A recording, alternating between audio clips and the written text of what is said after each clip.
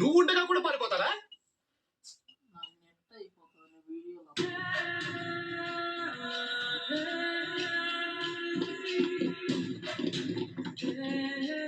Array నువ్వు చెప్పింది కరెక్టే మూర్తి. ఇలాంటి లోపలే ఉంచాలి, బయటకు వదలకూడదు.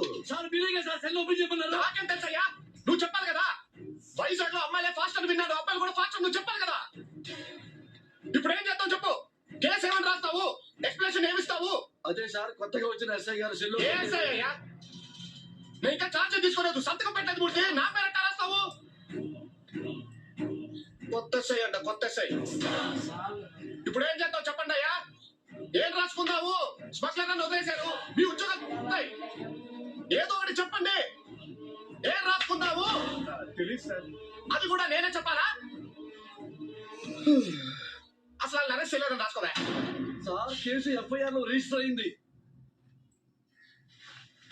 షార్ట్ సర్క్యూట్ అయ్యి ఎఫ్ఐఆర్ బుక్ కాలిపోతే ఏం చేస్తావు మూర్తి?